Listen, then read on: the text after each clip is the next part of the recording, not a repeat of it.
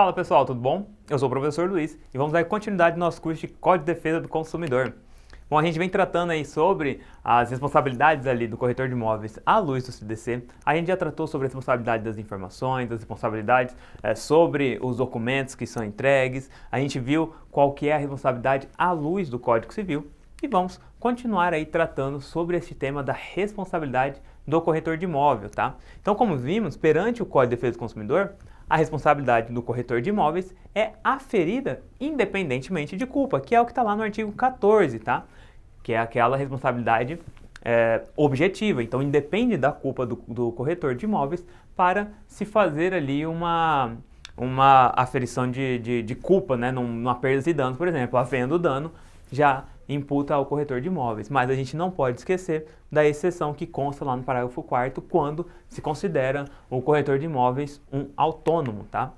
Olha lá, o artigo 14. Fornecedor de serviços responde, independentemente da existência de culpa, pela reparação dos danos causados aos consumidores, por defeitos relativos à prestação dos serviços, bem como por informações insuficientes ou inadequadas sobre sua fruição e riscos. E o parágrafo 4º, ó, a responsabilidade pessoal dos profissionais liberais será apurada mediante verificação de culpa. Então, se a gente coloca, se o corretor de imóveis estiver atuando de forma autônoma, ele será um profissional liberal e aí é necessário verificar a culpa. Agora, se ele está atuando de forma a representar uma empresa, por exemplo, uma incorporadora, então aí ele é um prestador de serviço já sujeito no artigo 14, tá? Que é aquela relação, a responsabilidade objetiva da responsabilidade civil.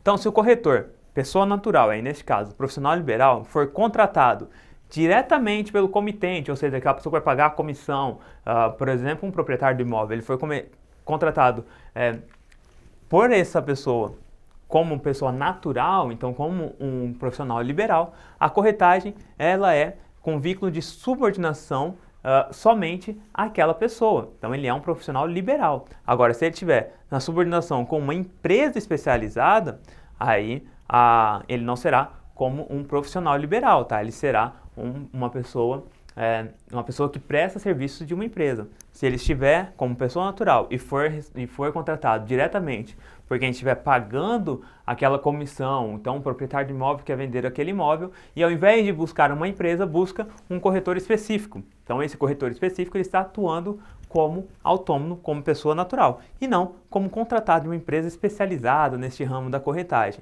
E aí, neste caso, quando ele é contratado como pessoa natural, ele é um profissional liberal, então ficará submetido ao regime subjetivo da responsabilidade, ou seja, aquele que é necessário se provar a culpa do corretor quando houver um dano, tá?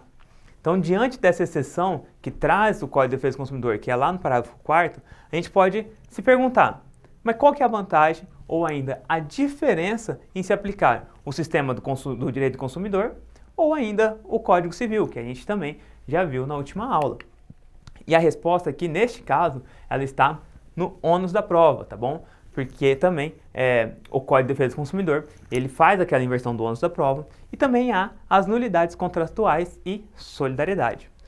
No sistema do Código de Defesa do Consumidor, o corretor, ele tem o ônus de provar que agiu de forma correta e que ele não gerou aquele dano, por exemplo. Então, ele tem que provar, é necessário que ele apresente essa prova, tá? Que o serviço prestado não tem nenhum tipo de defeito, tá? Que ele prestou todos os esclarecimentos a quem está buscando comprar o imóvel, ao comprador do imóvel. Então, ele prestou todas as informações, ele atuou de forma diligente, de forma clara.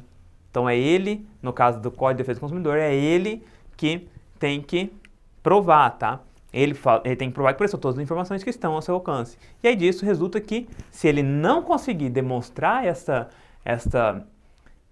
provas de que ele fez ali todas as informações, prestou todas as informações corretamente, ele terá de indenizar este consumidor.